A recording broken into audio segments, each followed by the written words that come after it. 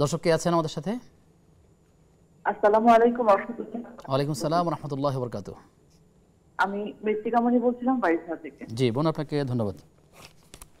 Sir, আমার question হচ্ছে যে হাজবেন্ডের পারমিশন ছাড়া মেয়েরা নাকি নফল ইবাদত করতে পারবে না।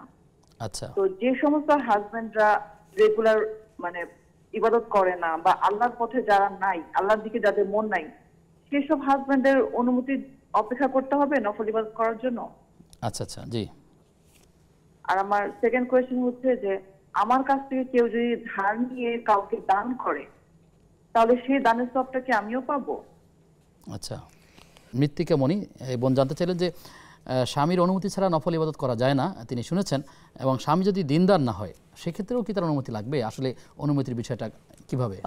বোনের প্রশ্নটা 100% সহি নয়। উনি যেটি জেনেছেন যে স্বামীর অনুমতি ছাড়া নফল ইবাদত করা যায় না, এই কথা ভুল। নফল ইবাদত, দেয়ার আর ভেরিয়াস টাইপস অফ নফল ওয়ারশিপ এন্ড ইবাদত, বহুত রকম। একজন মহিলা তার স্বামী বাসায় নাই, 2 রাকাত নামাজ পড়বে, সে সেটা পারবে না? এটা পারবে।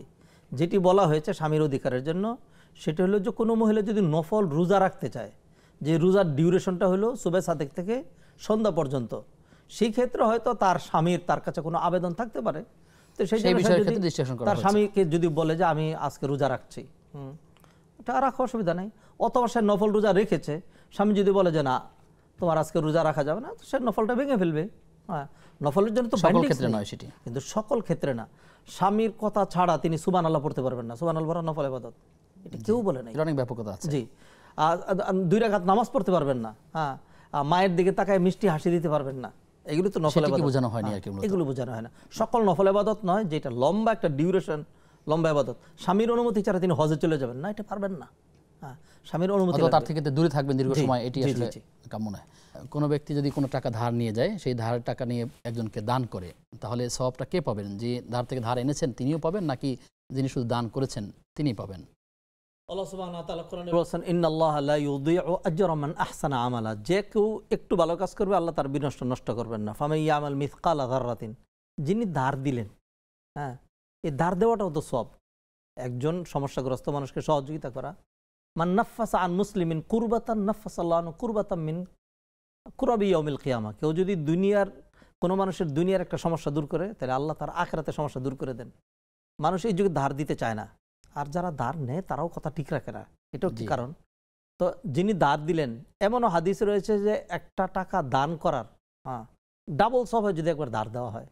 কারণ ইত্যাদি কারণেও কিন্তু, কারণ মানুষ দান করলে সে দান করে কত 5 টাকা, আর ধার দিচ্ছে 5,000 টাকা। তো ধার তো দিতে চায় না, পাওয়া যায় কি পাওয়া যায় না, যেন ধার দেওয়ার আলাদা একটা ফজিলত আছে। অতএব আপনি যে ধার দিলেন, এই ধারটা নিয়ে আরেকজনে দান করলো, যেহেতু তার কাছে ছিল না কিন্তু তার দান করার দরকার, দান করতে চাচ্ছে, পরবর্তীতে হবে সে আপনাকে দিয়ে দিবে। তো সেই জন্য আপনি ধার দেওয়ার সবটাও পাবেন, এবং তাকে যে নেক কাজে সহযোগিতা করলেন সেটার জন্য সব পাবেন ইনশাল্লাহ। আর তিনি তো তার সব পাবেনই। জি জি, আশা করছি আমাদের বোন তার জবাব পেয়েছেন।